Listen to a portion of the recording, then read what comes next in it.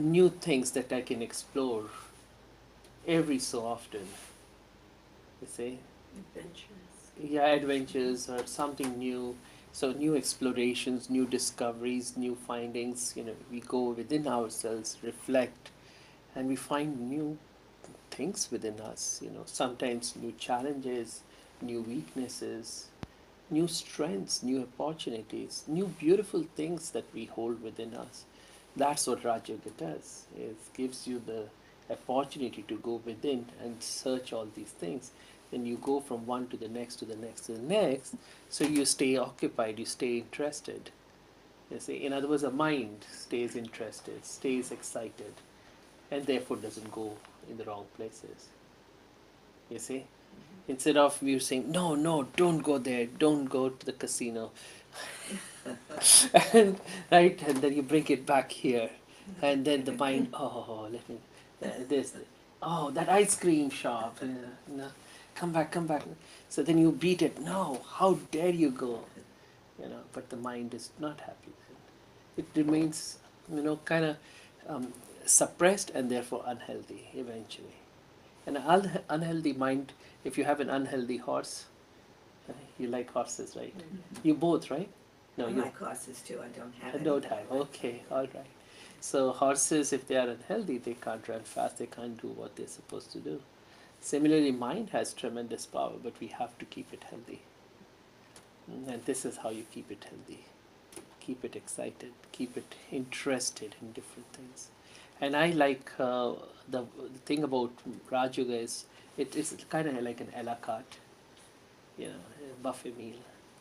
So you have whatever you want out of it that um, interests you. So there are multiple aspects of it.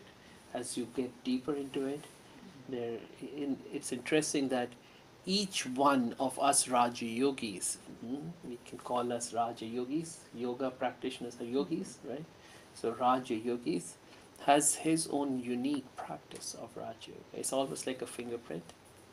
So no one's practice is similar to the others because we individualize it for us. Each one does. So that brings much more flavor, and then we share our practices and share what works best for us, and then others can learn too, and we learn from each other. And that's the beauty of it. So there are certain sort of, like every game would have certain guidelines, right? And within those guidelines and boundaries, you can play around. Like even in you, do you have any knowledge about music? Yeah, like Western classical music or Indian classical music? Do we enjoy it? Enjoy, but do you have any information, any knowledge, any understanding, deeper understanding? But so for Indian classical, I can tell you the beauty of Indian classical music. Like Western classical, it's pretty much what it is. You play that like Beethoven or Bach, or like, right. So you just play that. It is written there. You look at it and you play that. There could be a little bit of modification here and there, but Indian classical, the beauty of it is that every piece played by every person will be different, sort of. You see, because it's not set like this. Of course, I can imitate what you are doing. That's a different thing. But it goes by certain guidelines. So like they call it as ragas. So these are I don't know, certain, I don't know how to call these. These are certain ways of singing songs or music. Now, with each raga, there are certain notations that you can use and certain notations you can't use. And among these notations, it's up to you how many times you use this versus this versus this versus, as long as you are staying within this. The second raga, so that adds beauty to it, right? Because there's variety right here. And similarly, Raj Yoga also helps us have that variety and therefore the beauty. That's what I've enjoyed in these. And of course, my practice is different from, say, Kanishta's or somebody else's. But my practice also, I change from day to day. sometimes hour to hour. That makes sense.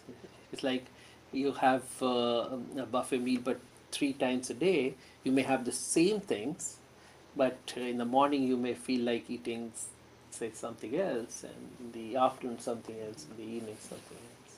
It's all up to you.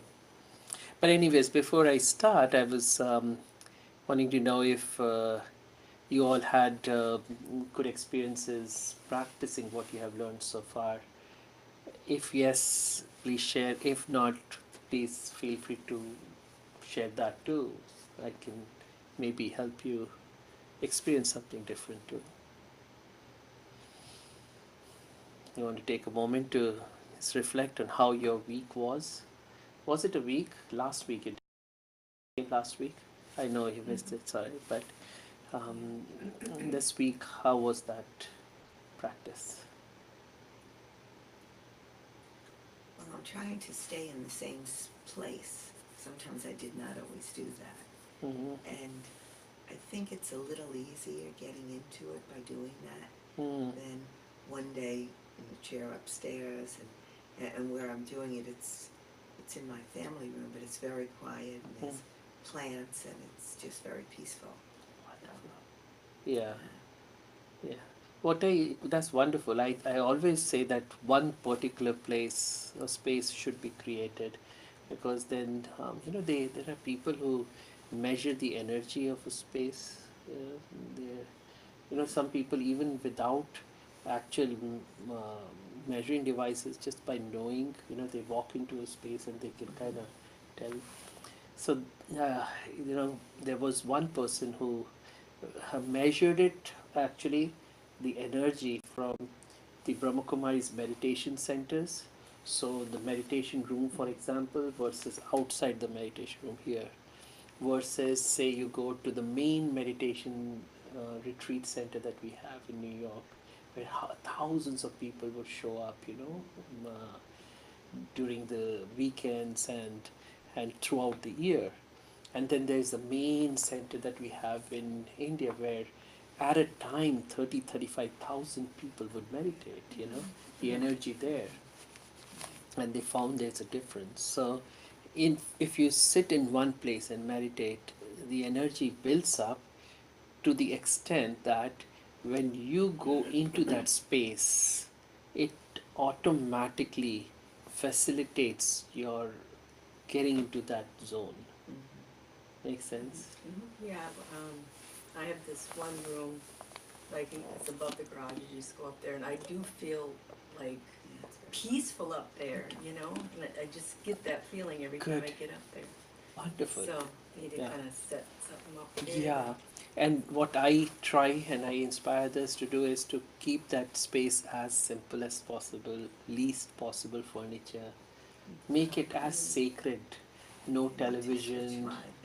Yeah, no too many things in there, What happens is, the way um, each object in a space consumes energy of that space, if that makes sense. Like they say in the fridge, when you put, say, 20 things in the fridge versus 10 things, and those 20 things are cold already, but still leaving 20 things in the fridge versus 10 things, 20 things will consume more energy, because each of that object consumes energy. It takes more cold out of it, and so the fridge has to work harder.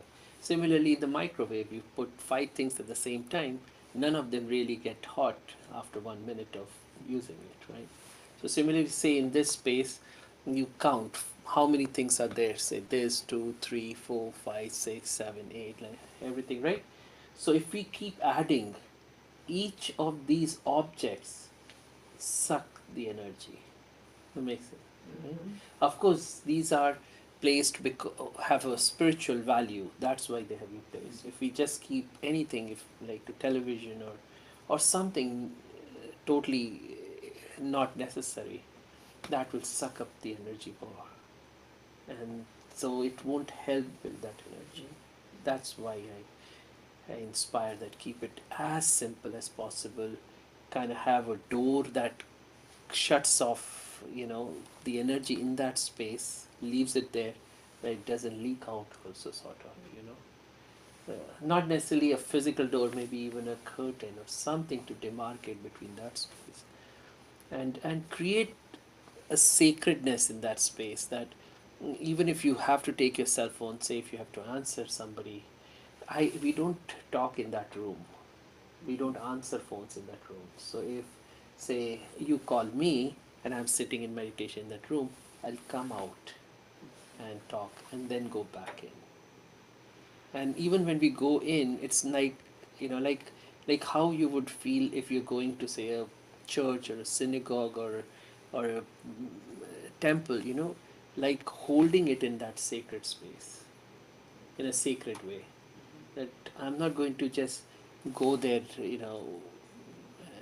with a unclean mind and negative thoughts. Let me just kind of, at least I know, sometimes, say if you're stressed, going in there is going to help you, but going in there before that, yeah, I'm going in this big sacred space to cleanse myself, some sort of preparation before going there, that will maintain that sacredness and the higher energy of that space. Try that out, see, and then let me know. Okay. I've seen that across the board. Whatever um, energy we hold something in is how that thing serves us. You see, if you don't respect your car when you need it the most, it fails on you. No? When you don't respect a relationship, what happens? When you don't respect a horse, you really get a kick. A big kick. So that's the beauty of life, that Raj Yoga teaches us all these intricacies of living life so meaningfully that everything begins to just make the whole experience of life beautiful. See? All right, and so anything else? Anything else you would like to say? You? No, meditation has been okay. Yeah, I like in the beginning, after I leave here, yeah, for a few days, and then all of a sudden, there's a lot of stuff on my mind right now, and I think I kind of get out of it. It's in the back of my mind, Yeah, and then I to know. take the time to do it. Right. You know why in India most of the times these sessions are done on daily basis rather than weekend. So we had started this once where we do it Monday to Friday, every day, say 6 to 8. Many people are not able to make it. Right. But what happens in this, doing it every weekend, just once, is you create that energy and then it goes down. Then you have to create it again. So it becomes a little difficult for people, So but I'm still working on it. that's perfectly fine. You're doing great, doing amazing. Okay, anyone here would like to say something? Oh, sorry, you. Yeah, LP Singh ji. I'm sorry that yes, last weekend because of confusion we were not able to That's make it. okay. But yes, please go ahead. Yeah, I thought that he's not going to be here in last week, Saturday. Okay. So I was ready, and then Yeah, he got confused between this weekend, Saturday, Oh, okay. versus the last weekend, Saturday. yes, Which is perfect. Yeah, that's fine. But how has it been? Because I see a totally different you than I saw you 1 year back. And there's just amazing happiness, amazing strength, amazing positivity. So, and I see between the day you started this about what, 3 weekends back, 4 weekends versus today too, I see so much of different energy, positive energy. So it clearly shows that you're making effort, right? Wonderful. yeah, It's very good. Congratulations. yes. Yeah. Anybody here would like to say something? Yeah, Avni Ben?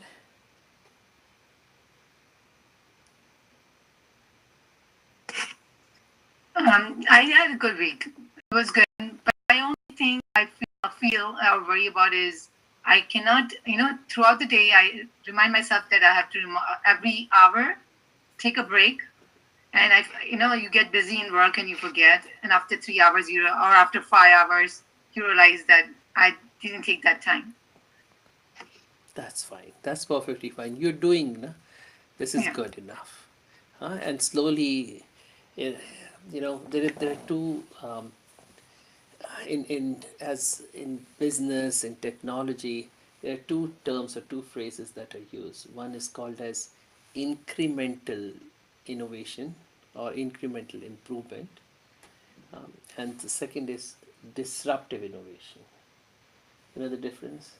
Incremental improvement, second is disruptive innovation. Have you heard of these terms? No? Anybody here has heard? Yeah. So incremental improvement is you do little by little, small changes here. Disruptive innovation is like, for example, the iPhone. You see, it's totally new, it's totally different. It's like disrupts the market. So that word disruptive seems like strange, but why it has been used here. But disrupts in a good way. It takes, yeah. So like say for example, what else could I give you? Like even the MacBook Pro versus the normal computers, right? Suddenly there was this new thing, totally different from what was happening. So what I mean is here, putting into context this thing, that if we keep making little change, one day we'll be able to make that quantum leap. That disruptive innovation will happen. So disruptive innovation also happens because of this incremental improvement. You see, it just doesn't happen all one fine morning without Why do doing they anything. use the word disruptive? I don't know.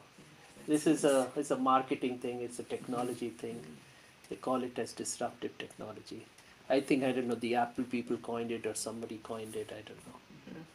Yeah, I don't like the word disruptive either. No, it doesn't seem to. But the way they say it is quote unquote disrupts the current paradigm. Okay. The The status current, quo, so to yeah, speak, status it quo. disrupts it. Correct. So one day you wake up and you'll find that this is all beginning to happen very spontaneously. Right now you're making that effort little by little, improve, and go make a quantum jump. It all will be there.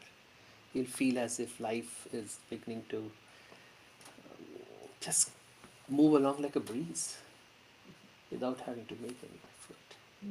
Right. Anything else? Anybody else?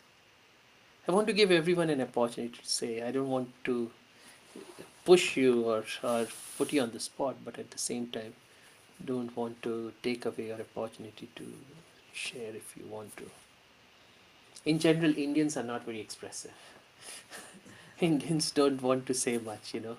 They want to just listen. So all of them Indians, they like to be quiet. But I'm trying to inspire them to speak and change that paradigm too. But that's fine. So we can start with a little bit of meditation. So take a deep breath, relax.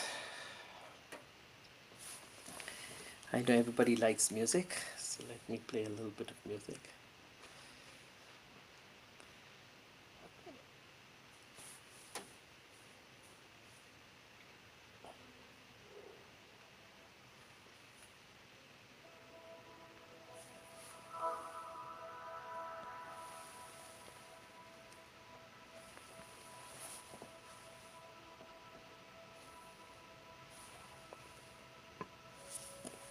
I'll dim the light.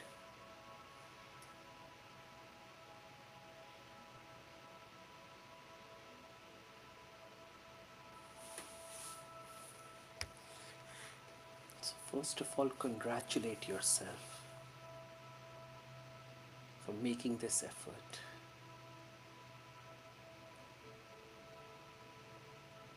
Thank yourself. Thank God.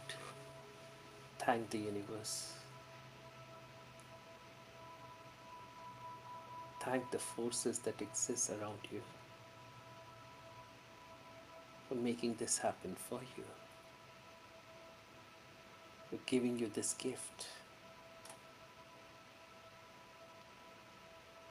Because this is truly a gift.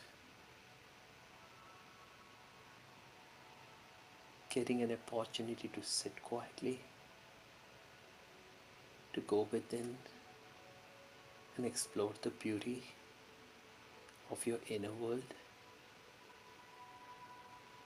and then to get these beautiful tools to dig out the wonderful treasures that you hold within yourself. What can be a better gift than this?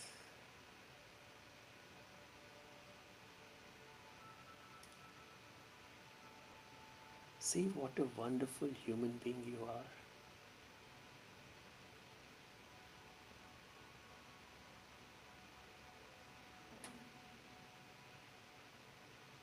An amazing, beautiful child of God.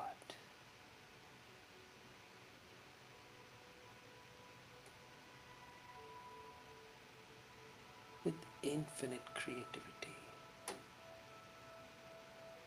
with unlimited potential.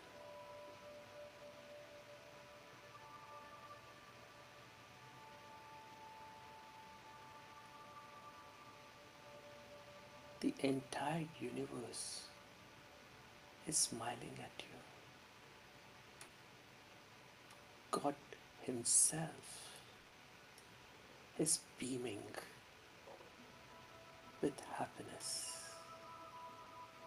that you have taken time out to serve yourself.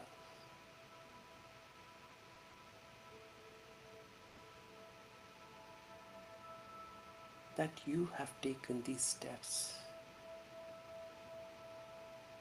to transform yourself, to bring yourself to the original state of being that you once were.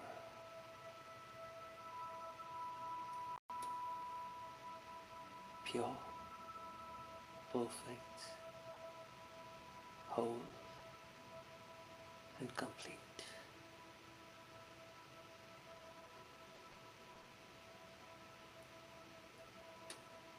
See yourself making this return journey back to the core of your being.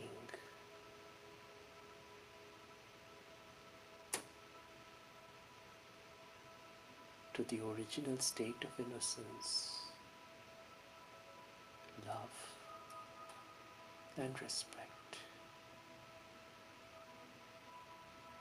for yourself and for this entire universe.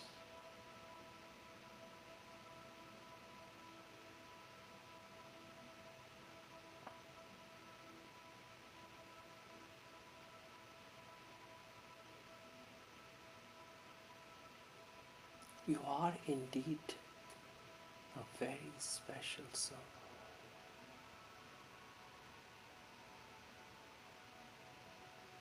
God loves you.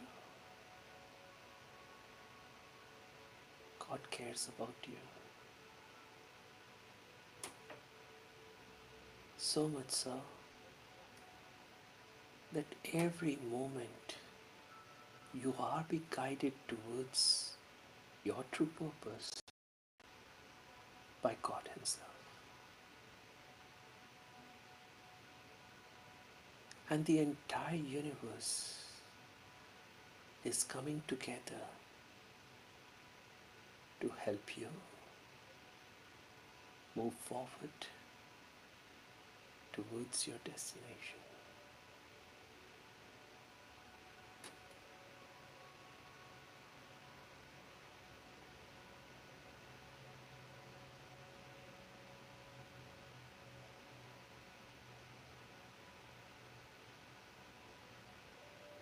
See what an amazing realization. When you feel lonely, when you feel alone, You feel you don't have help. When you feel that people around you are taking advantage of you. People around you are abusing you.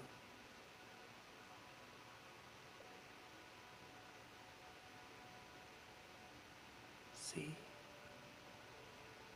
you are being helped every moment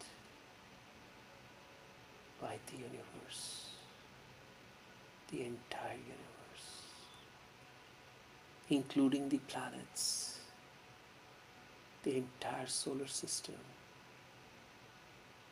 all the other solar systems in this galaxy, and all these galaxies that exist in this universe. And God Himself is holding your hand and guiding you towards your true purpose.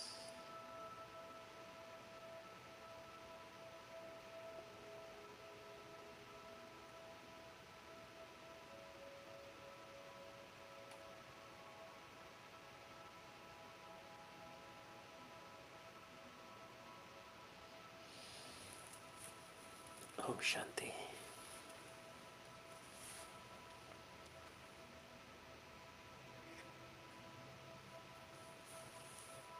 Hold this thought as we begin this session. And truly, I'm sure you can feel now, deep within yourself, that you are here for a purpose. The universe has helped you come here, and God Himself has guided you to come here.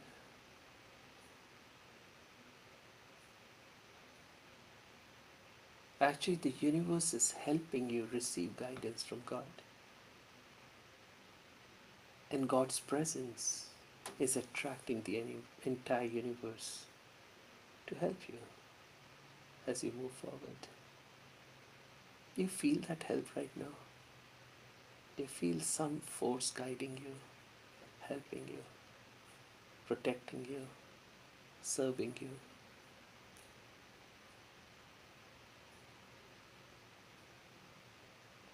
And if you do, then why don't you appreciate it a little bit?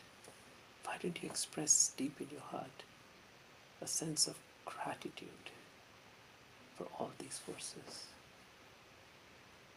These are profound forces, the most powerful forces ever. There's a reason why everything is happening. There's a divine purpose. There's a higher order. What do they say? Method to the madness. Doesn't this world look like a mad place? But do you think it is truly mad? Or there's a method to this madness? There's some underlying divine order.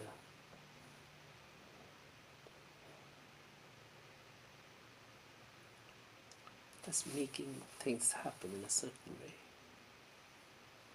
And I don't mean that the leaf kind of moving in the breeze, the morning breeze, is something that God is doing, or universe is doing. There are forces, there are laws which the entire universe has to obey and follow.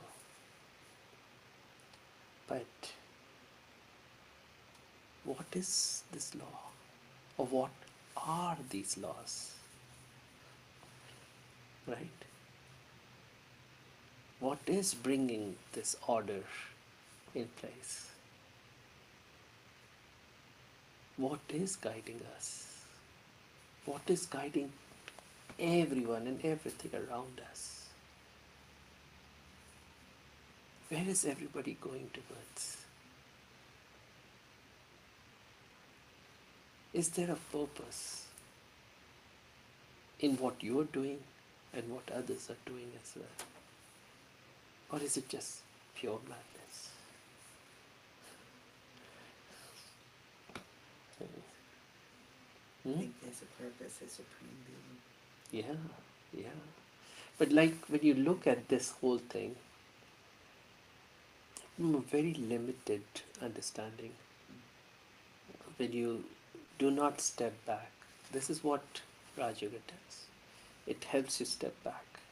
It helps you go beyond your limited vision to a much broader, in fact, to be able to see the entire picture, not just the bigger picture. You see, they say, see the bigger picture. Actually, there's an entire picture. Because bigger picture may not also tell you the truth. You know, there's a very senior yogi of Brahma Kumaris who once did a presentation, a workshop, and I was there. And so I don't know where he got this whole thing from, but in this picture, so he first showed on the PowerPoint an eye, just an eye. But that you can't see, you know, like there's just the the iris, just that, in the pupil. Then the next picture zooms out and see the head, and that head is not a human being, of a cock with a rooster with whatever you call that thing on the head. And then zooms out more. It's a hen sitting on the top of a roof. And then this next picture, so he keeps going. So the next picture is then the whole farm. And then it goes through like 20, 25, zooming out. And then it's a book, it's a picture in a book. And then zooms out more. It's a child reading a book, and that's a picture in the book. Then goes beyond, and this is just a picture on the side of a bus. And the bus is going its way. And if you look just at the first part, it'll be an eye. Going is a hen or a rooster. But that does not tell you anything. That it is just merely a picture. Or if you go a little more, you see this farm, and then all these thoughts about farmhouses and farm animals and livestock, and all this come in your mind. But now, if I tell you the correct picture of actually it's just a photo on the side of a bus. Now the city life suddenly comes in your mind, and the bus going its way, people commuting to work or going back home, and this and that, and it's so interesting. So it is not just the bigger picture, because bigger pictures also lie. Sometimes bigger pictures can lie more than the smaller pictures. So what Raj Yoga does is to teach us a way to see the entire picture. So when you get the ability to see the entire picture, you begin to see the divine order behind everything that's happening. And this divine order or law, one of the most important and the most immutable law is what we're going to talk about. A law that has no exceptions. Period. Have you heard of a law like that? Because I remember when I started, I had a lot of interest in physics, and I was told every law has an exception. That's what I was taught right from the beginning. In physics, every law has an exception, because every law assumes something. Assuming that this space is isolated, assuming that what you're looking at is a square, assuming that this exists in this place. That's how the laws start, really. There is some assumption inherent in the whole thing. But there is one law. In fact, there are many more laws from the spiritual point of view, which are totally immutable. No exceptions whatsoever.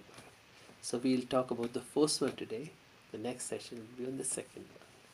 The first one is the law of karma, or the law of action.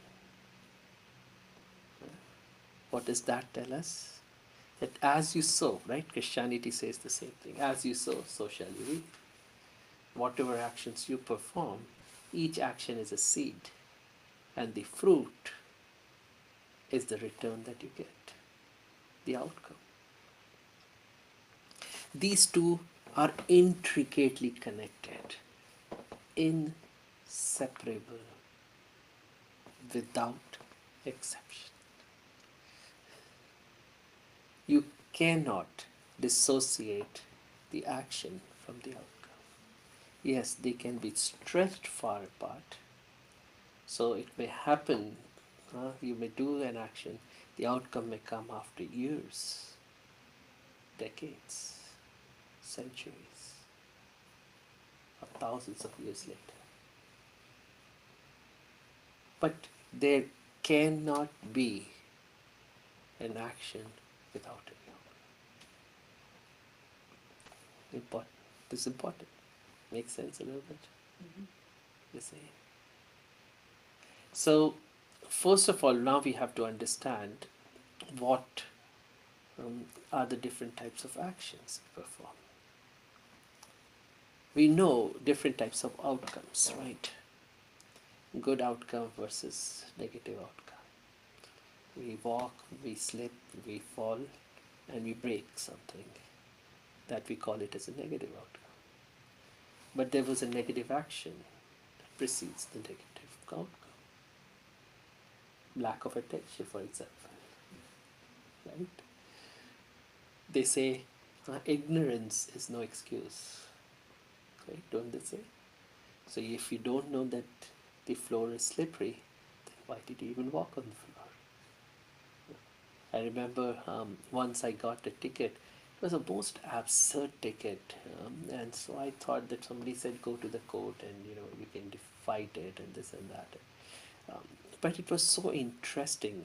Even before mine came, I was listening to these 20-25 cases that were happening before that, and somebody because of the icy road and lost control and this and that, and the judge was such a remarkable guy, and he said one of the people who had this accident said, your car and maintaining control on your car is totally your responsibility. Okay. End of the story. If there is ice, you skid, you crash into somebody else, it's your fault. Okay. You see?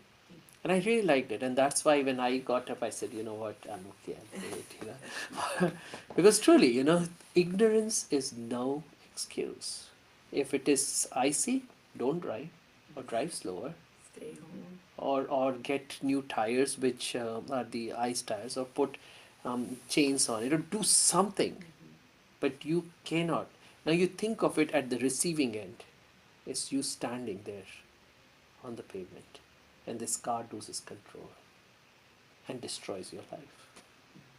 Would you say, oh, it's not your fault, it's the ice? No. So we cannot just let the blame go to anything else other than the action that has been performed.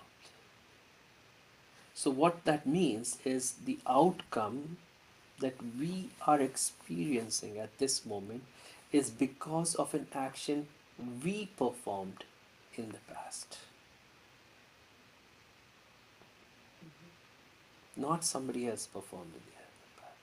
Somebody else does an action, he gets his outcome. I get the outcome of my action. Yes. So boomerang, you throw it, I throw the boomerang, it comes back to me. Somebody else throws the boomerang, it comes back to him. I plant seeds of apple, I get apples. I plant seeds of oranges, I get oranges. You plant seeds of watermelon, you get watermelon. These are your watermelons, these are my oranges. As simple as that. It's the simplest law, but kind of the most complex, because it's all encompassing. every human being on this planet is tied by this invisible thread or string of this law of karma that runs throughout our lives, through each one's lives. So there is positive action and there is negative action. You can break it down to more. Positive could be real good action, actions which fill others with peace and happiness and take them to a very elevated state, devotional actions and auspicious actions and so on and so forth. Then there could be simple positive actions. There could be kind of in the middle neutral type of actions, or there could be just necessary actions, like getting up and getting a cup of water to drink and so on and so forth. Then they're negative. And there could be real negative thoughts. One could be wasteful thoughts, which are of no use. And then progressively more and more negative to truly destructive, truly toxic thoughts or toxic actions. You see? Like there's this story of a toxic, which you will relate to. There's this person who got a dream. An angel showed up in his dream and said, I'll grant you a wish, whatever your wish is. But remember, I'll give your neighbor double of what you get. So he thinks, if I ask for $1 million, then my neighbor will get $2 million.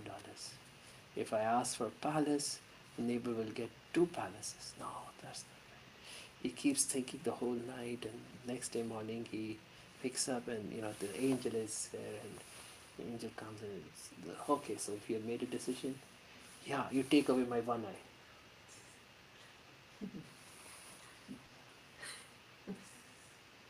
You got it right. This is a classic example of toxic thoughts and actions. So when we create negativity, is sowing the seed of negativity. So we receive negativity. What this law of karma does is it frees us from this reward and punishment perspective as well. In a way, this is duality, and in a way, this creates a lot of internal conflict. I got rewarded or I got punished. There's no reward, there's no real punishment. You sow in an apple seed, you get apple. You sow in orange, you get apple. Orange, you'll never get an apple. You'll get oranges. As simple as that. You sow in negativity, you get negativity. So in positivity, you get positivity. Negativity is not a punishment. Positivity is not a reward. You're just getting back what you sowed. As simple as that. So far so good. Making sense. So there are certain other deeper aspects to this law of karma, and one of which is the understanding of choice, and the second is freedom that comes with this choice. What I mean by that is that each one of us has a choice in this moment, whether I sow in an apple seed, a watermelon seed, a cucumber seed, or whatever seed, right? I sow in negativity or sow in positivity. In a way, I'm simplifying it, right? But you can take it from this spectrum, end of the spectrum, to this end.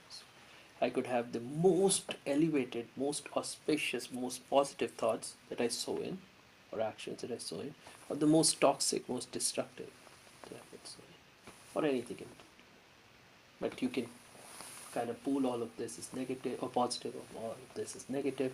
So either you put in negative, you get negative, put in positive, put in positive. The choice is yours. Truly end of the story there, choice is yours. And each one is free to choose whether you want to take this path or take this path.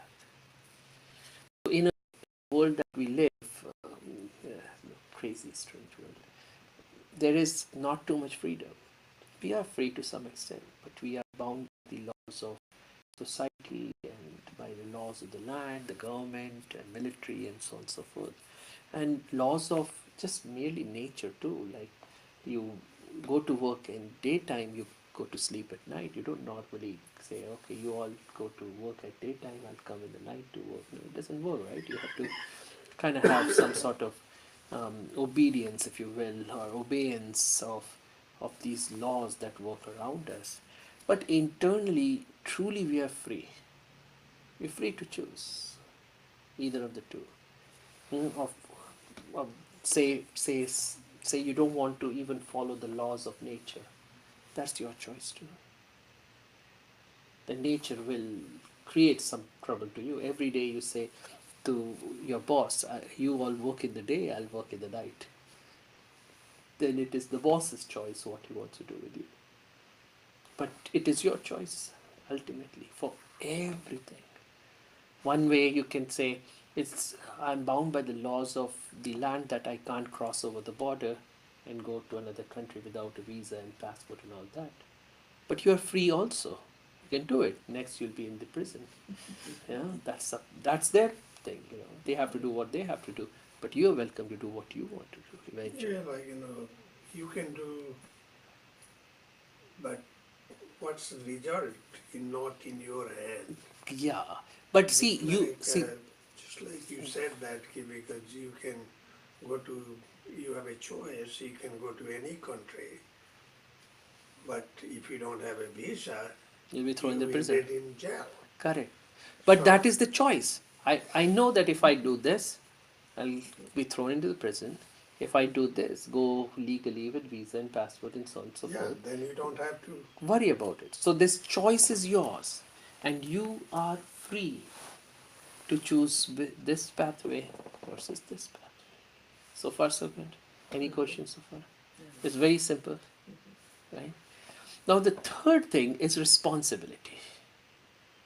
Freedom comes with responsibility. Both are two faces of the same coin. You cannot be free until you're responsible.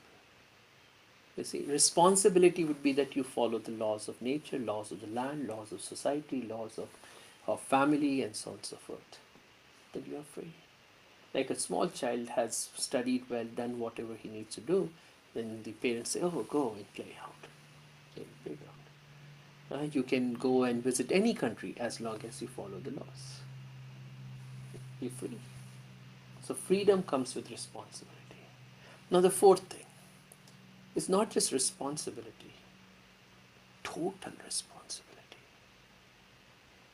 We love to take only partial responsibility. Some of us don't want to take any responsibility, right? It's somebody else's fault. It is my parents' fault that I'm fat. Right? It's my spouse's fault. Right? It is my boss's fault. It is Obama's fault and Donald Trump's fault. If somebody else's fault, it's never my fault, right? That's what people think. Sometimes a little more mature will take responsibility, but only partly. So think of it. I'll give you an example. Say if you're applying for a job and the 100 people were interviewing for 5 positions maybe, and they choose you. Take responsibility for that. I am so good. I was better than, I am more talented, I have better CV, more qualifications, so on and so forth. But when they lay you off, out of those 100 or say 50 people or whatever employees, and they lay off say 10, and you are the unlucky person, do you take responsibility for that? It has to be the boss or the co-worker who went and told the boss, or that person sucks up to the boss, and that's why you are, or that person did this. It's somebody else's fault, right? Clearly, we'll never take the responsibility. But we could have done something better. Even if we didn't do something wrong, did we do something better? Could we have done something better so that we didn't lose? So total responsibility. Total responsibility. Now here it becomes a little bit difficult to digest. And if it's not coming across right away, it's okay. So take it easy for a moment. It'll come more. Because I know, you're walking, you break your foot and done. What can I do?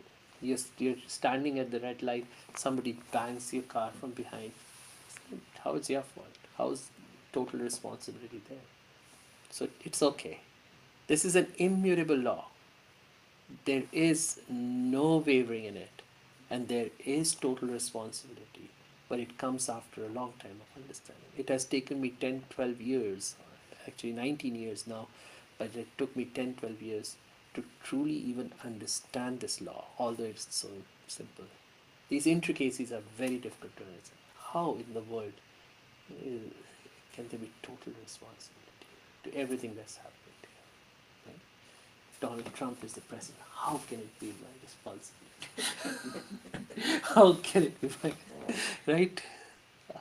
Like this is what I'm trying to get at.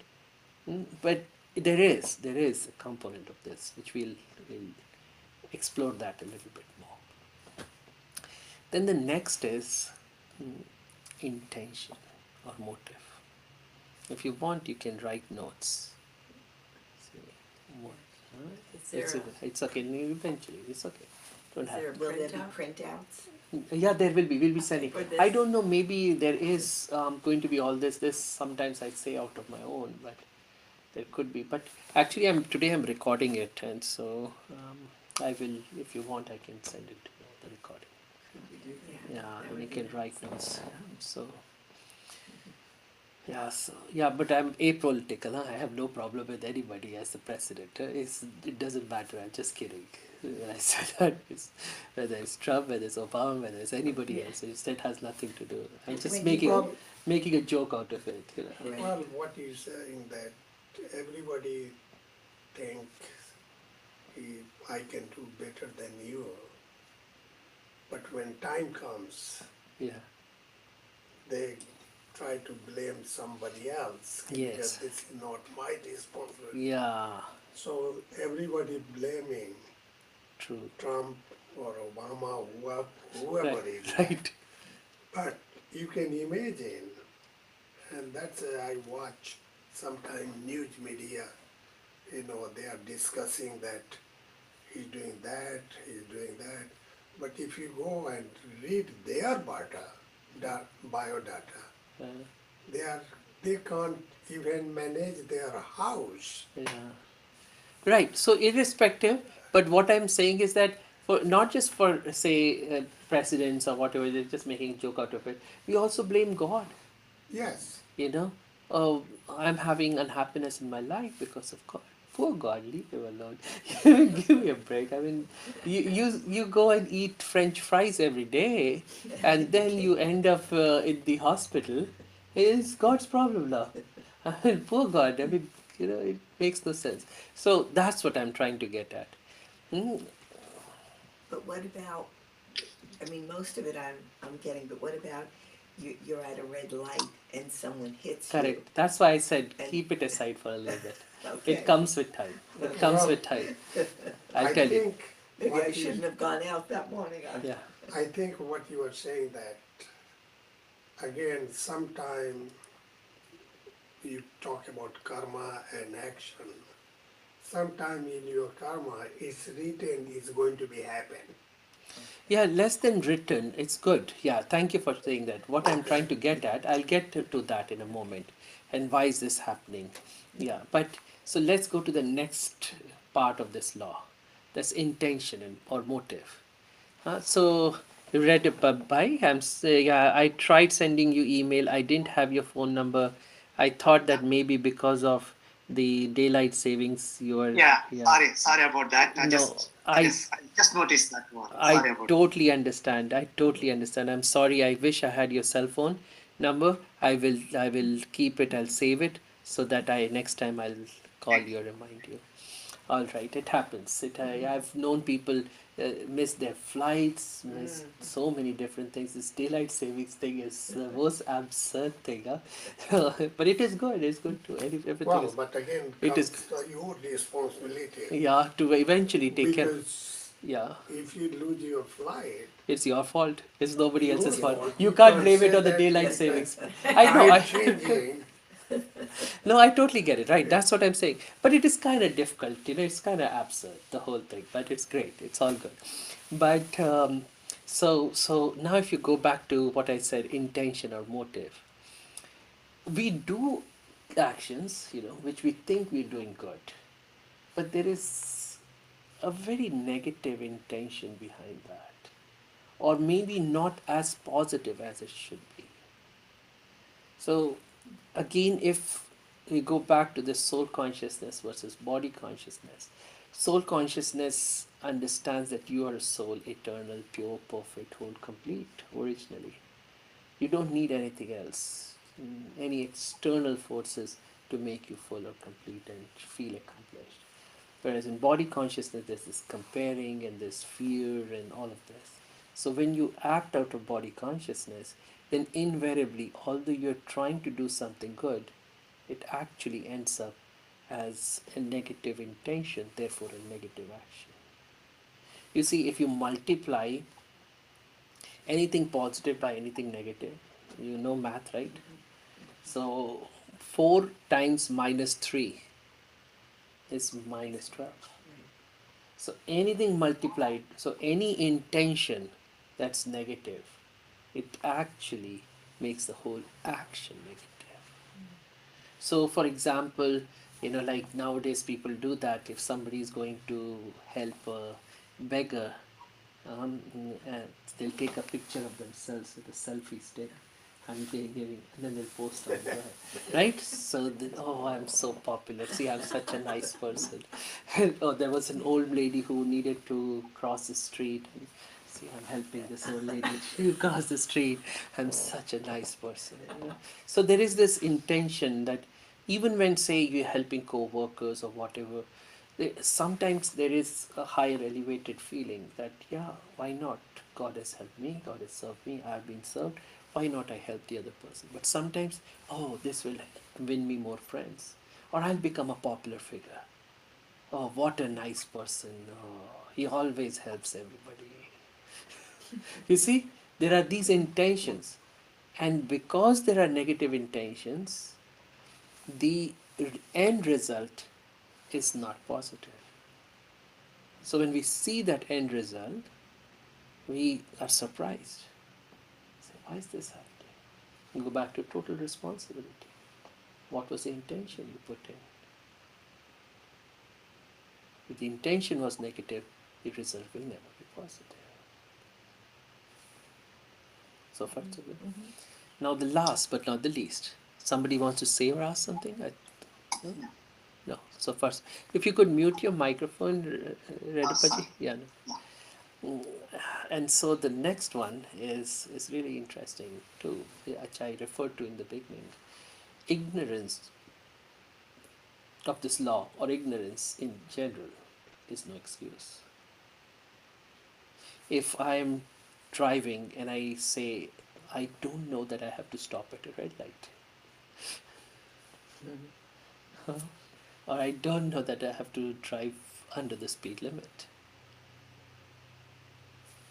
you get a ticket, get an accident, get your license revoked, suspended, whatever. That's it. End of the story. You learn it now. So in other words, now I think of it, I can't say that I didn't know that by having a negative seed, a negative action, along with a negative intention, either or actually, will create a negative outcome. I can't say that I didn't know that. I can't say that if I say something bad to you, I didn't know that it will hurt you. Can you say that? Like, for example, if I take a stick and hit somebody on the head and the head starts bleeding, and the cops are called, and then I go to the prison for a little bit, and then at the court of law, I didn't know that my stick on the head is going to cause bleeding or it's going to break his skull. I'm so sorry, I didn't know that. Well, now you know if you spend 1 year in the prison. Right? That's important. I'm trying to bring levity into this whole thing, but it's intense. It's really mind-bogglingly revealing and actually liberating when you begin to understand. This is the part where the second aspect of Raj Yoga starts actually. We talked about self-awareness so far. We'll talk about, Kanishka has, I think, gone over God and the connection and relationship with God, right? That is self-empowerment. This is self-responsibility. It's so beautiful that everything that's happening, now you have all of this on your lap. This is your responsibility, which in a way can be overwhelming if you don't understand it. And the feeling of I don't know, helplessness sometimes, but actually it is very liberating that you can change everything because it's all your responsibility. Makes sense? You can change everything. It's actually super empowering. It is no, see, right now you've thought it is so and so's fault. So and so didn't do it right, or so and so did this wrong. But, and you wait endlessly for that person to put it right. You're hoping and praying and wishing because that person did wrong, that person has to put it right. No. Everything that's happening to you in your life is your responsibility. It is because of a seed that you sowed in the past. It's coming back to you. Not as a reward or a punishment. It's just coming back because that's what you sowed. Say, for example, it is really not as simple as a tooth for a tooth, an eye for an eye, and a limb for a limb, or a brick for a brick. And no, it's not like that. But say, let's simplify it. You throw a stone at somebody, that person gets hit. 2 years later, somebody else throws a stone at you, you get hit. It's not a punishment. It's just that stone that you have thrown out is coming back to you. The boomerang, as simple as that. It's not as simple, really, but I have simplified it. But the truth of the matter is that whatever is happening right now is a fruit of the action that we have performed in the past.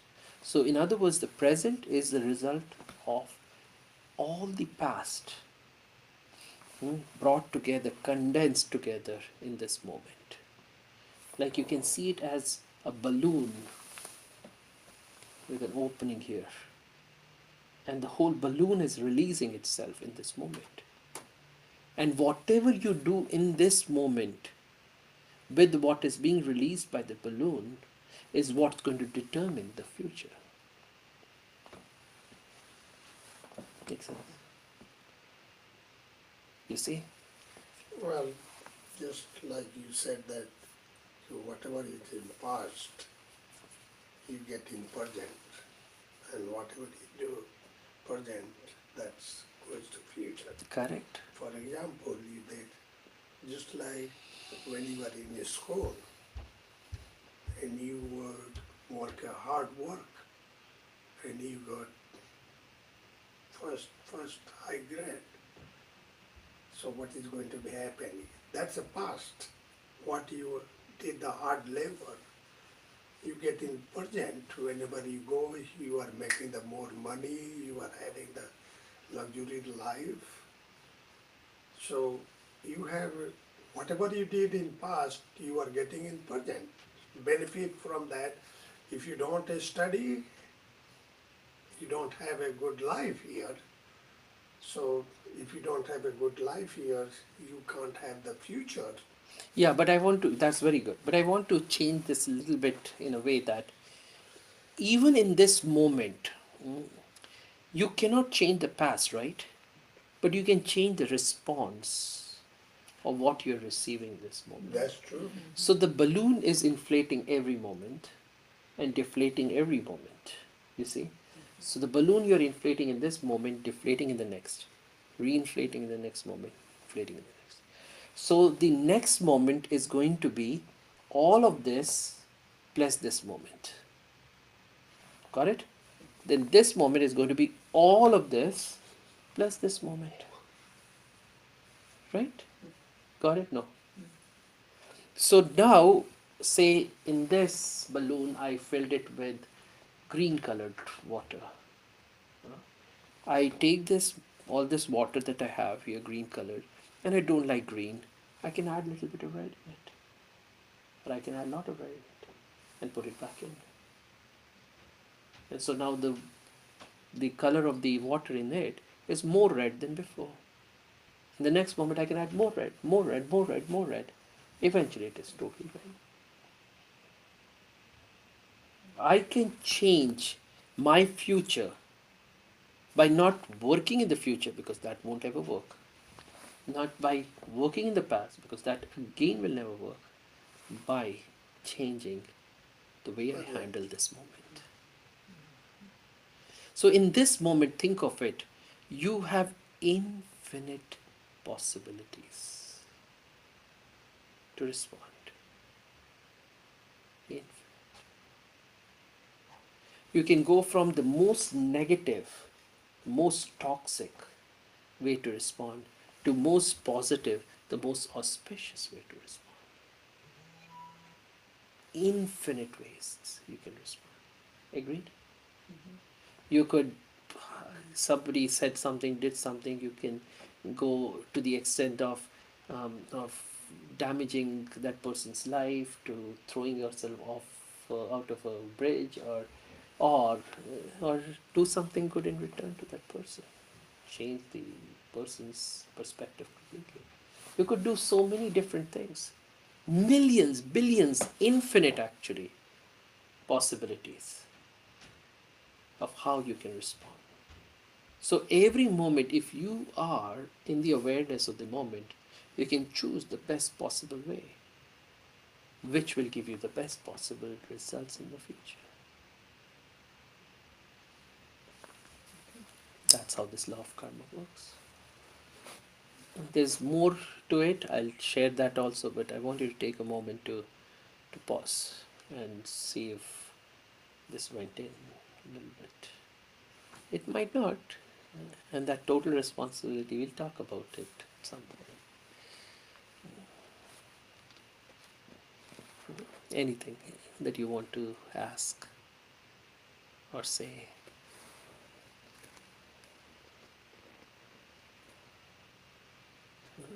Did it make sense? Did it not? I have a question. Okay. What is the part of destiny in the whole thing of karma? You know, is it written, like, because something was bound to happen, and is it a part of your karma, or you did something in the past wrong, or that's why you got this thing? What is your role of destiny? Yeah, good question. Huh? I think you had that question, or somebody else also was asking about destiny. Is it written? You were saying it is written, right? And that's why we are getting. So, yes and no. What I inspire at this time is to not think about it as a predestined play of life, because that in a way eliminates your ability to make choices, because then there's this thought of if you will, fatalism, right? That this is already written, already somewhere pre-created for me, and I'm just following that, and I have no say, I have no control, I have no ability to change it. But there is a predestined component to it, in a way that if in this moment you have responded in whatever way you did, most of the times we end up regretting it. We're not happy about what we have done. We hold on to that regret. But if in that moment you take this aspect, that the past really is already written because it's already done, it's gone. So this moment has passed, and so it is also past. So it's already written, it's gone, it's okay. It was supposed to happen this way, and that's why it's happening. And I don't have to think about it at all. What I have to focus on is this present moment, which has infinite possibilities for me to choose from, to respond, so I can make my future the way I want it to be. See, total control. Total control. But one other thing, again, that's my belief. It's all good. I respect your beliefs. Because when you were, just like you said that, because of what you carry from past to present to future, it's might be you did something wrong. Now you didn't get the punishment for that present past life. Now you have to get that, and sometimes in your present life, that's actually, if you look the other way, that's a karma. Yeah. What you did, you are going to get. Right. And many people, or I'm not going to talk about anybody else, I'll talk about myself. Mm-hmm. In this life, I didn't do anything bad with anybody. Always I try to help. And again, I'm not bragging myself, but people, when I do something to somebody, I don't tell anybody. Right.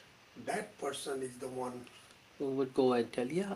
to No, others. that's so true. But what happened to me, you know that. Right. And I blame why it's True. happened to me. True. See, one of the So question is that although I'm reading a lot, I read a lot of Gita and Yeah. all these things. Based on that, I can't change anything. And whatever is happened, it's happened. Not, might be in previous life I did something which I had to pay for this life. True. So although I understand that, and you said that you, like, I can see a lot of changes on you. It's a lot of, I think, but it's hard to accept. See, now I'll explain one thing. That's wonderful. See, first of all, I want to really free everyone from, we keep using these words good and bad, but there's really no good or bad.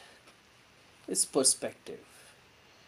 So whatever we're getting at this time, see, for a tomato plant manure, or for a rose plant manure, horse manure, cow manure, is really good, right? Say, think of it, we have a tomato plant that we grow in the summer, and the fertilizer that we got for it, one day I used my hands to put it. Oh my God, it smells like really horrible. I don't know if you have really smelled it, or it took me 3 or 4 times of washing my hands, to really get rid of that smell. But as soon as that goes for the plant, what does the plant do? It becomes happy. For that plant, that is the best thing you can do for the plant. For you, if say somebody serves that on a plate for you, you wouldn't like it. You'll say, what the hell? Right? No? You get it? So it's all about perspective. So is manure bad? Is that fertilizer bad? No. It is what it is. It has a purpose. So whatever comes my way, the biggest thing is when we look at it as a bad thing, that's when it is very difficult to accept. Actually, in this universe, as you rise up, this dichotomy goes away. and you see the beauty of everything that happens. In fact, if you look at tarot card reading, right? You've heard of it. There's a death card. You know what's the importance of death card? Say if you go to for this card reading session then it comes of death card. What does that mean? You get your life insurance and, and run over. What does that mean? Do you know that? I don't know. I'll ask my daughter. Oh, she does this? Tarot reading. Yeah. So ask her. And actually, this death card really means a change. Death from an old paradigm, or death from whatever you have been doing. So maybe it could be a new job, a new relationship, a new way of thinking, a new understanding, or whatever, a new paradigm in general of existence. That's the death card. So if you look at everything from that point of view, like say you have been fired, so many people I can tell you, like the KFC guy, he was fired from his job, and I think he was 50 years of age. He had lost his relationship with his wife or something, or his wife had died or something. That guy KFC guy win the lottery. I don't think he won the lottery. He actually knew how to make that fried chicken, and he took his recipe. He went door to door. People liked it. That he used this recipe to create KFC, and he died a multimillionaire, right? And there are so many stories of people who the worst things happened to them. And so today, say you are fired from your job, what is the first thought that comes? Wow, that's a bad thing happening to me. Yes, if you look at it as bad, is when it really serves you as bad. If you look at it as good, it begins to serve you with all the goodness it has. They say when one door closes, 10 different open. And that 10 different could be way better than that one door that you're stuck at. So how was that bad, sort of, if that makes sense? Now, when it is about family members, it really doesn't gel right away. But if you look at it, even say death in the family, that soul had a much better life waiting for him or her at some other place. Maybe that soul is going to be born as a king somewhere. Who knows? We don't know. Yes, but so who knows? So had come here to get something great and move on to something better. And for us, we think, like you look at it, like when a child is born, or even before the child is born, when the mother comes to know she's pregnant, it's a nice, happy feeling. I'm going to be mother. And when the child kicks for the first time, oh, the child is alive, right? What do they call it? Quickening, right? Right? So it's a beautiful feeling. And then they start thinking of a name, they start buying a crib, start buying those small socks and this and that and diapers. It's a happy moment. But now the child is born, the soul has come from somewhere else. So where was it? Some old body, it could be old, new, whatever. It could be tall, short, whatever person, right? It could be rich, poor, whatever, who knows. It has come from there. So the family that is seeing that soul depart is very upset. But the family that is seeing the soul arrive is very happy. So we get stuck in our perspective and say, that's bad thing happened. From their perspective, it's the best thing that could have happened. And from the soul's perspective, it could have been the real best thing ever. We don't know. And as soon as you step back, that's what soul consciousness does.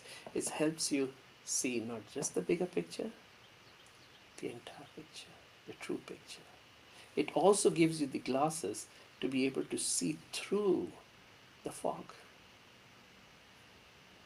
the dense fog of our own misunderstandings, misconceptions. It clears away all that. You can see clearly the entire picture. And you begin to realize the beauty, the joy of everything that's happening. Okay? Now I'm going to take you a little bit deeper too. So far so good? Happy so far?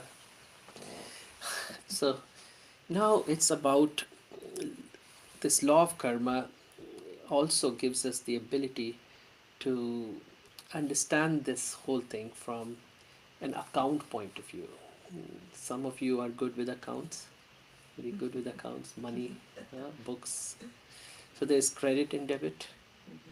So who likes debit? Everybody loves credit. Yeah, coming, positive, positive, positive.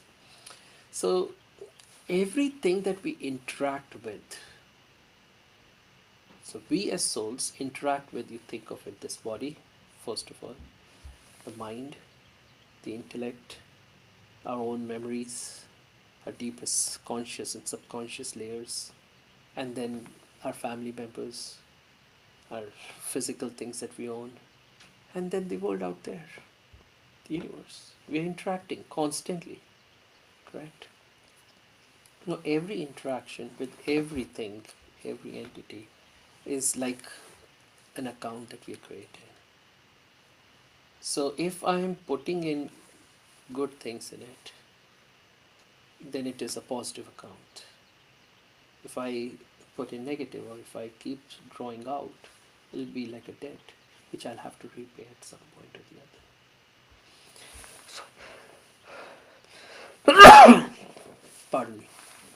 So now think of it, say body. This body has been provided to you to enjoy life, to experience and express, to communicate with others, to see the beauty of nature, sunrise and sunset and water and this and that. Because the soul itself cannot experience anything physical. And the physical world is beautiful, no doubt, to be able to experience. But instead of just using it for that, what do we use this body for? All wrong things. Fried chicken and fried potatoes and cigarettes and all this alcohol and drugs and prescription drugs and so on and so forth. And what happens? Every time you do something like that, you're creating a negative account, a debit. You're misusing that body. This body is something that you have rented. If you misuse what you rented, that's what happens in apartments, right? You misuse the carpet, you have to pay at the end before. So you have to pay. How do you pay? You pay at the doctor's clinic or at the hospital, in the ICU. You have to pay someday. It's going to take your attention because you have not paid attention to it. Look at mind. Mind is there to be created, to use for the best possible things that we can, to serve others again. But we don't use it for that. We use it to think negative things, toxic things. We use it to watch television, right? And all that again creates a negative. You have to repay it at some point. And where do you repay it? At the psychiatrist clinic. With anxieties and phobias and depression and insomnia. Right? Agree? Then let's look at relationships. So, husband-wife relationship, for example. Such a beautiful relationship. Such a close relationship. And we misuse it. We take the other person for granted. Right? We manipulate for our own reasons, purposes. Sounds familiar? And then, where do you have to repay? Divorce court. Divorce court, you got it. Yeah, right? As simple as that. You look at with nature. The nature, we misuse nature. We throw garbage everywhere. You go to the most beautiful places, parks, you'll see cigarette stubs. It's one day we had some beautiful place where there's just fantastic fresh air, breeze. And next moment I see somebody's cigarette, smoking a cigarette and destroying the air there. And now, we had to get back into the cars and we don't want to stay. I mean, like instead of that fresh breeze, now we are inhaling that person cigarettes. Doesn't. So we are destroying the environment so much, and then this is where we now have so many diseases, so many problems. We have to clean up water, clean up. We are paying to get filtered water and all these, different things. Air purifiers. Food is now all problematic and it never ends. With time, the relationship with time has been given to again do something creative. We waste our time watching television and thinking about what my neighbor is doing. Oh, that's a big TV. That's the second big TV that they must have a lot of money. Where are they going to put that TV? In the bedroom? How does it even matter to you? Right? How does it even? Right? So this is how we create negative accounts with everything around us. And what the inspiration here is, when I was long back, 20 years back, my family had lost a lot of money in business and we were really in a bad shape. There was no money for myself. And during medical school, I pretty much had nothing. And even from American point of view, you can't even think. I mean, I would go to bed without food sometimes, so that kind of thing. But so there was this. My health used to be a big problem. I had a lot of stress, family stress, personal stress, so on and so forth. I realized that it's pretty much that I have not created a good account with mind, with wealth, with relationships, with body. I have to use all this in a worthwhile way to in service of mankind. I have to use it for God's task. That's the highest task that can ever be. But that's what Raj Yoga teaches us. One is good action, one is the highest action. The highest action is using it for God's task. And what is God's task? To serve His children. Right now I'm sitting here, it feels good to serve all of you, for people who come, to give them this knowledge, to help them feel more empowered, help them make the transformation that they need in their lives. So this is service of God, this service to mankind. So if I'm using my body for that, the body also gets happy. That's the credit. Body says, okay, you have helped me, Shwetank. You have used me for a good task. You know what? When you need me, I'll help you. And mind, I'm using my mind to create peace, peaceful thoughts, creating all these new ideas, and I can talk because I want to give you the best I can so that you feel served by me. So mind is happy. Wow, you're using me to serve. You know what? When you need me, when you want my creativity, I'll give you. That's a credit. Money the same. Oh, you're using my money for. So at that time when I had no money, right? In India, a cup of tea would be 1 rupee. You remember? When I was in medical school. In your days, it must be 1 paisa or something. Yeah, 5 10 cents. 5-10 paisa, right? So 1 rupee in those days was 45 rupees was $1. So 1 rupee, so it would be what, 2.25 cents. I wouldn't even have 2.25 cents to get myself a cup of tea. You see, that much. But still, as I had little bit here and there, even if I had 1 rupee, if I would rather not drink, but I would put it in the meditation center where I quit. So that 1 rupee grew into what I have. Because money gets happy. Money says, oh, you're using me for God's task? You're using me to serve the mankind? You know what? I'll help you. You don't have to worry. It's my problem. Is that making sense? This is what I realized. This is what my experience. Health-wise, from the time when I used to visit the hospital so frequently, have so many different problems, to now I don't know any problem. To a mind that used to never be able to sleep, to now you tell me when to sleep. Where to sleep? I can sleep anywhere, anytime. Like, to stability of the mind, the peace of mind that only I could never even imagine.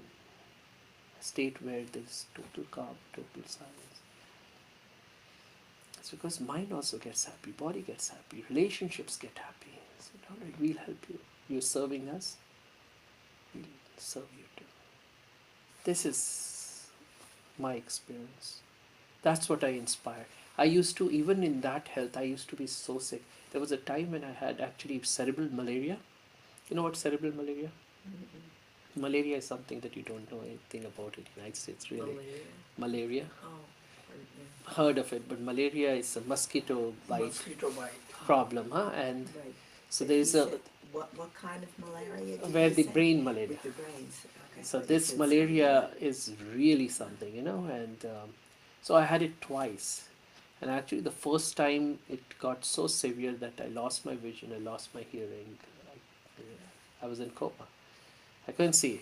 All I could see was just maybe this tunnel, little tunnel, and just this person. Like if I look at that person like from far, yeah, I could see. Or if I'm hearing something, maybe it is coming from a different world or something. Couldn't hear.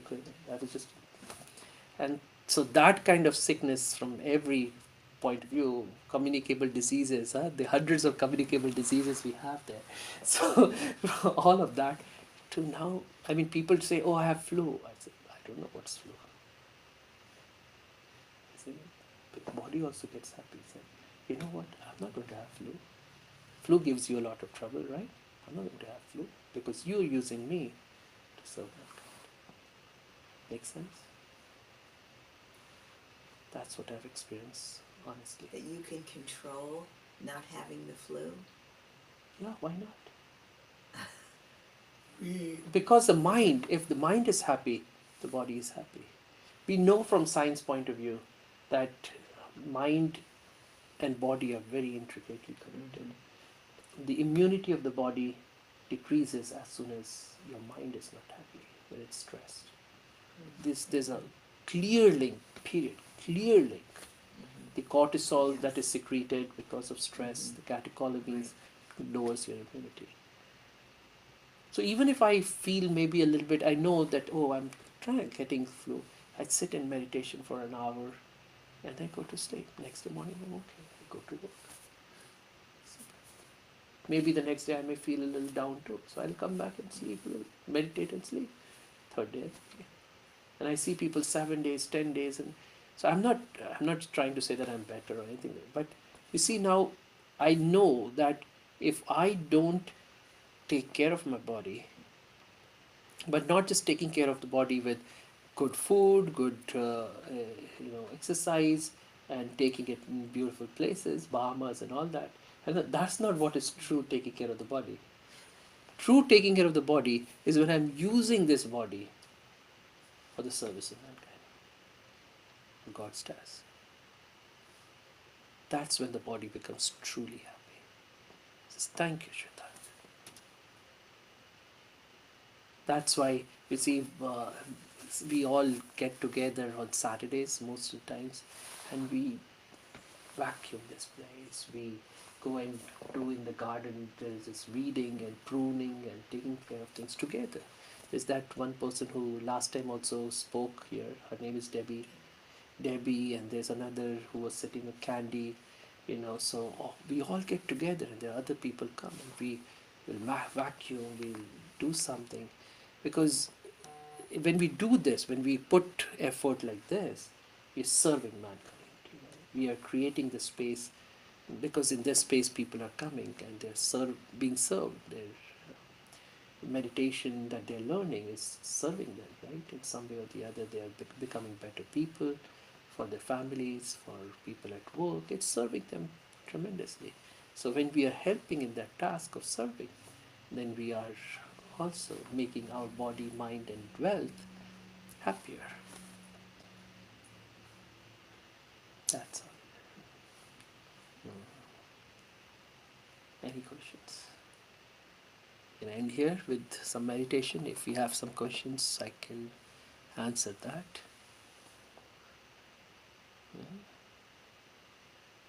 See, for example, I know last time you had put in some money in that box, the donation. That money, as soon as it goes there, the money says, wow. Just look at that money talking back to you. Ratapa, bye? Yeah? Look at that money, the check talking back to you. Wow. Thank you. Thank you for using me for God's task. I'm going to make sure that you never run out of money. Yeah. Because you have served me. No? You take a child to a very nice movie of his choice, Child says, I promise I'll be a good boy today at least. Right? I won't create trouble. Yeah? Child is happy, child was served. Money gets served. You'll see it right away. That's the beauty. You may have $1 million, but say at the moment when you need it, none of that is available. Or 999,999 out of it is goes away into something wasteful. You're left with $1. Say if you have $1,000 and you somehow spend only 500, who's richer? The one who earned $1,000,000 or one who earned $1,000? Because 1,000 has $500, this one has $1 left. There is this very nice story. Somebody who was very articulate wrote a person, a CEO, a big CEO of a company in South India. They had terrible floods last year, just terrible, and everything was underwater. And so this person, he has this big house, and he says, "I'm standing on top of my house, me and my family. I have this beautiful watch, I have this wonderful cars, I have so much money in the banks, but right now I'm standing hoping that the helicopter will throw some food, drop some food for us. None of what I have. I can't sell my Rolex watch, I can't sell my BMW right now, I can't do anything. But what is the use of that money, truly? Think of it. When you need it the most, it's not there for you. And if you don't have a Rolex watch, if you don't have a BMW, if you don't have all those things, but you have whatever little, and that comes handy to you to serve you at the time of need, which is better. Isn't it? That's how we have to create this law of karma. Use this law of karma to create the right kind of account with all of these things that we interact with.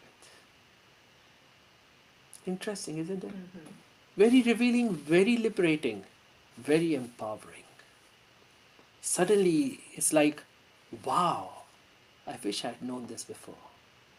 I wouldn't have wasted my things. Those unnecessary parties. That 50th pair of shoe. Right? And so on and so forth. Right? I visited somebody I know in North Carolina, and she's also in meditation a little bit, but she really wanted us to come. She had created a small meditation space, and she wanted us to come so that we can meditate together. You know, like this feeling that, oh, if you come, it will be blessed by your presence, and so on and so forth. And we said, we'll go. She took us through the tour in her house, and she took us into her closet. My God. I mean, I don't know if that's a typical American closet, but it's a huge closet, huge, the master bedroom closet. And one whole section was shoes. There must be at least 250 to 300 shoes. Minimum, you have to believe me. And it was even the door when it closes there is this some sort of a way where you, I mean, like just shoes after shoes after shoes, like layers and layers and layers of shoes. And then the way she had done is from 3 sides of that whole closet were just dresses after dresses after dresses, and so nicely kept. Everything was so wonderfully kept. There must be minimum of 300 to 400 dresses. Minimum, I'm telling you. And even now, I have 5 shirts, 5 trousers, period. And most of my clothes are even from my medical school in India. 20, 25 years old clothes. I'm still wearing them. That's the problem. You don't need things, you see. So we get into all this, and then you tell me at the time when there's floods or whatever it is, would any of these shoes come for you to help you? Come, please eat me. Please chew on me. Maybe that would help you. No. Nothing is going to help. What's going to help is how you have served humanity. That's well, but just what you said, we as a human being we want to show up, more in show up than doing the right thing. Just like you said that kid, because they have so much this, but one beggar survived dying for food. They're not going to give him. Yeah. See, this is all body One food. consciousness. This is body consciousness because we Okay. compare, right? That's Yeah. what we have to come out of body consciousness to soul consciousness. That's when everything becomes clear. Then I Yeah. don't need to compare, don't need to show off. Why do we show off? We want to prove ourselves better than others. But you're already good enough. You don't need to prove anything to anyone. You are a child of God with infinite worth, anyways. Well, but what you said just a few minutes ago, she asked you to come and for a meditation or whatever is that. Why you had to give the tour of a whole house? Yeah. No, no. Because you want to show up, look what I have. But that's fine. Whatever they did is did. I know that's No, not good. But yeah. Again, I don't believe in that. Yeah, yeah. If anybody comes to my house, I'm not going to take him to show That- unless you ask for that. Right, right.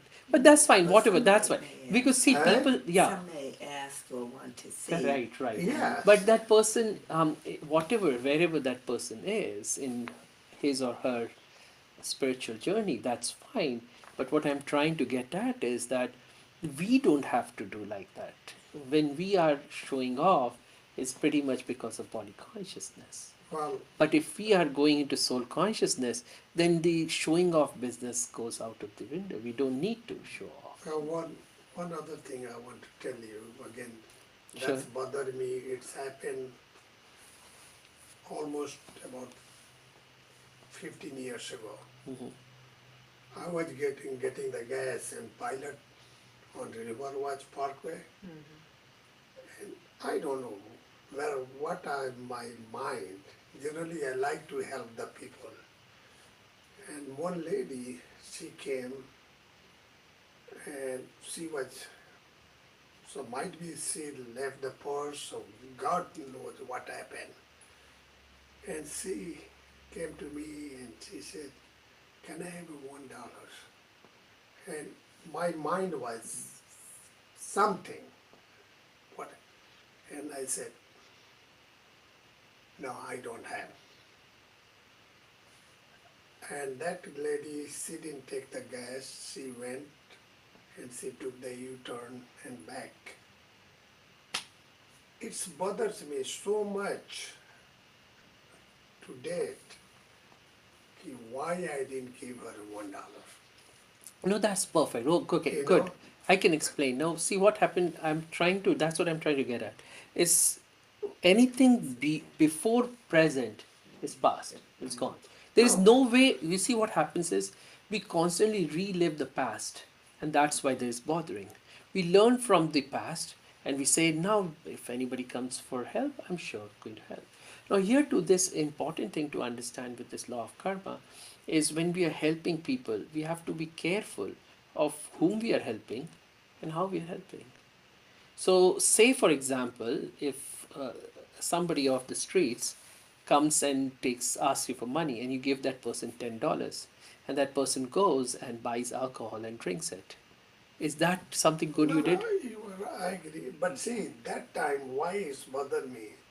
Because that time, that lady needed the gas.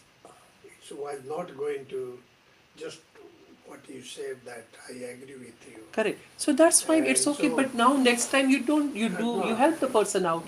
It's past Yeah. is past.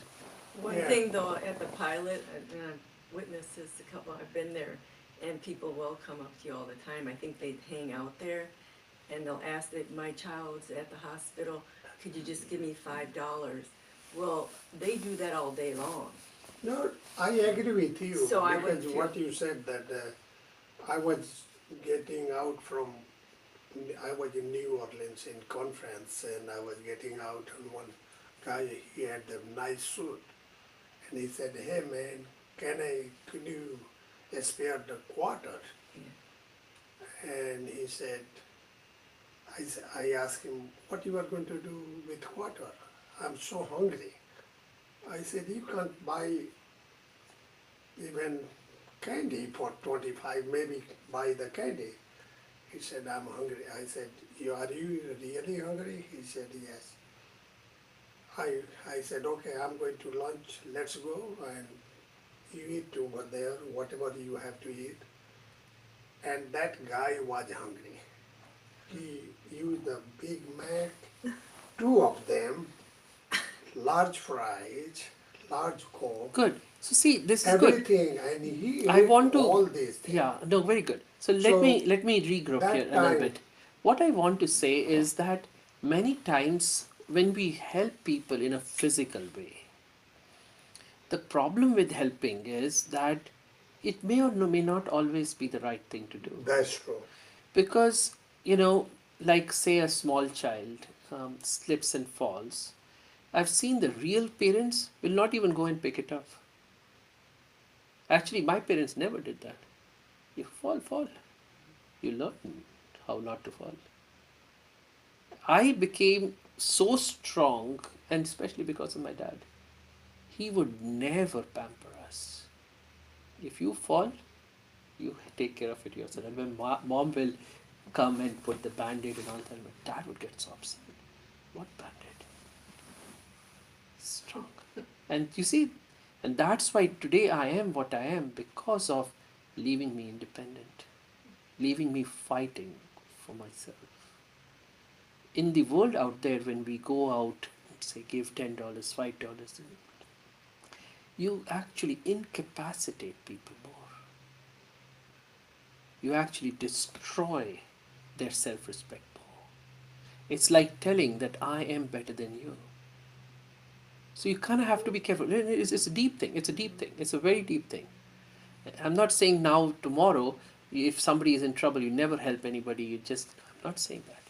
Just but understand that every physical help that you give may not always serve the person, may actually hurt the person. So as soon as you hurt the person, though intentionally it wasn't, so your intention was good, but you hurt the person. So there is hurting that is negative. So even if it is -3 times +4, or it is +3 times -4, it is still -12. Makes sense? Intention is good, but action is wrong. Intention is wrong, but action is good. Still, it doesn't matter. You have created trouble. You have incapacitated the person, so you will get a negative. And then, oh, I was such a nice person. What did I do? Well, you weren't sure of, you really didn't do the right But thing. again, what you said, that's true also. But in the same time, you don't know, or I don't know, The what's beauty, the situation. correct. If you knew they needed help, then you'd want to help. Yeah. Correct. But the beauty of this is that as soon as you, this is very interesting, very deep, okay, and that's why I didn't want to go too much into this. But as time goes on, as you go deeper and deeper into your soul conscious state, you begin to understand the dynamics of this. It's like, like I've shared this earlier too. If you once learn how to drive your car, you can drive everybody else's car. Once you begin to understand the dynamics of your mind, you begin to understand the dynamics of everybody else's mind. So you're standing there, somebody is asking you for $5, you know right away why is that person asking? Mm-hmm.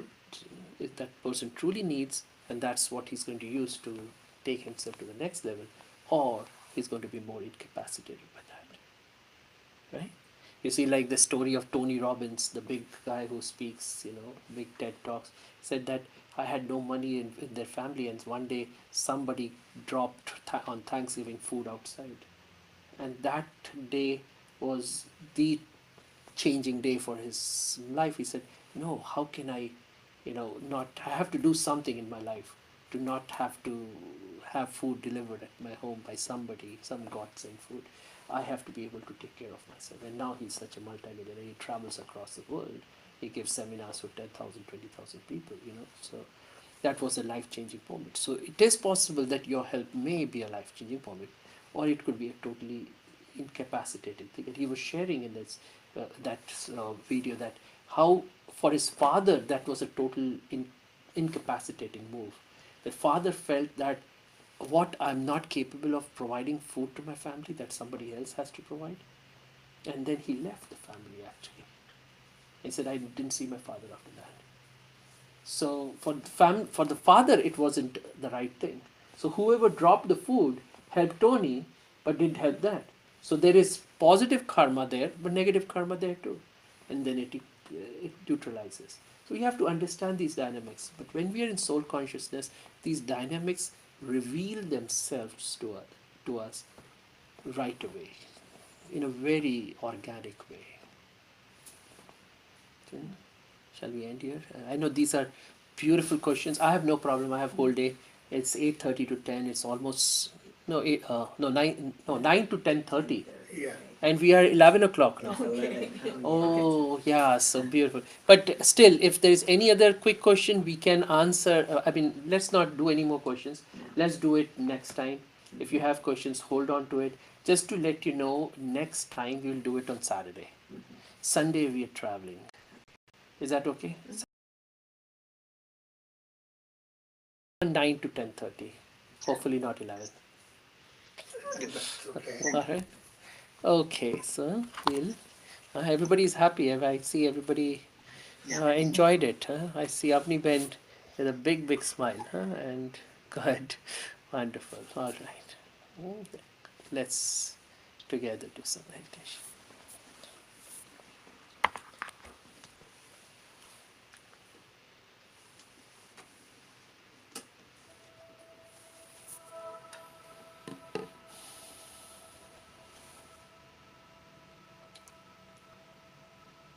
So allow yourself to step back. Step back from this physical existence that you're so familiar with.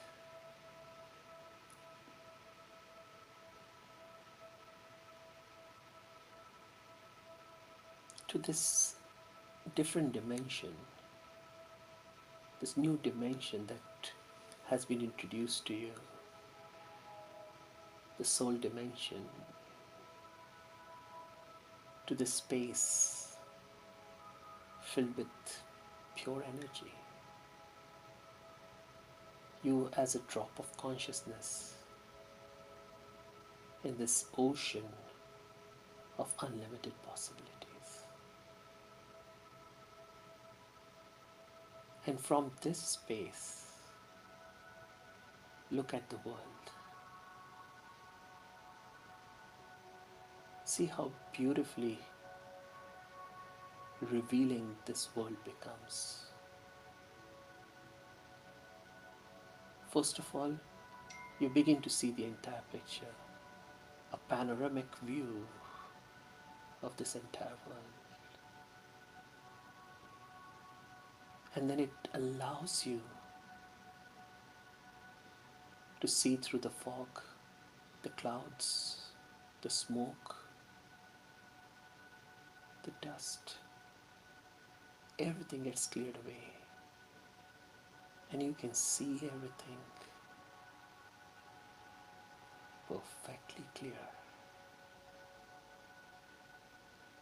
And now you can see the past. You realize that you can do nothing about the past except to learn from it.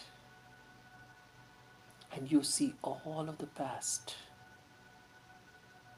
pouring itself out into this present moment.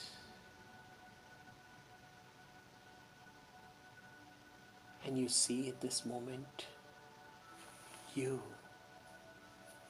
making the right decisions, making the perfect choices.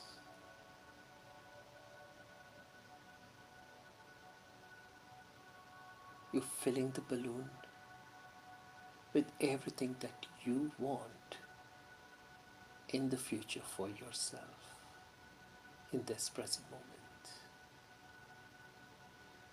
And then releasing this balloon as this moment passes by, so that this balloon can unload itself with all the good things you put into it in the last moment, into this fresh new moment that has arrived for you.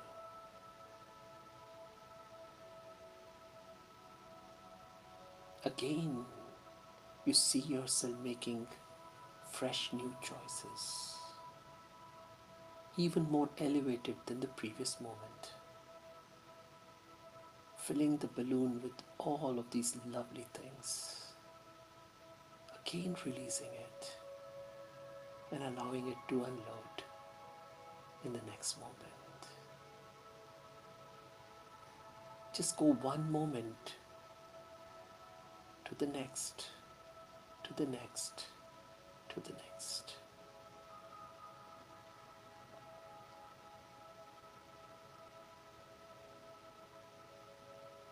And see how beautifully your life is evolving, unfolding in front of you. You can create the destiny you want.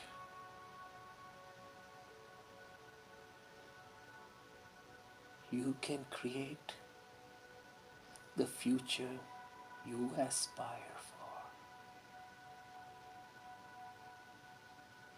Your life is finally now in your control.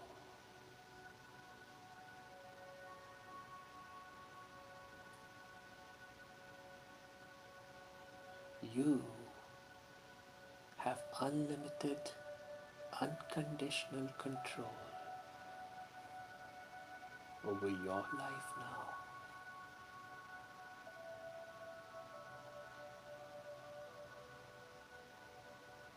All you have to do,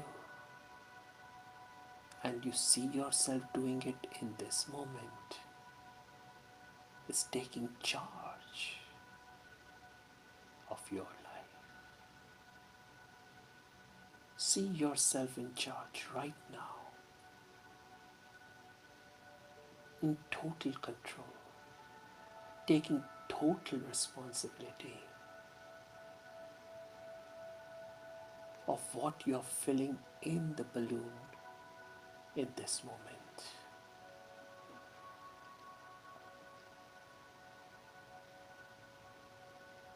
And see the balloon unloading all the goodies in the moment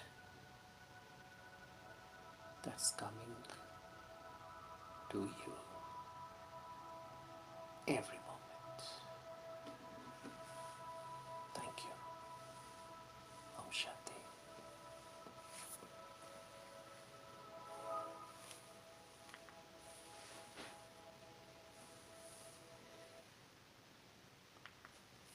Om Shanti. Also, reminder for today.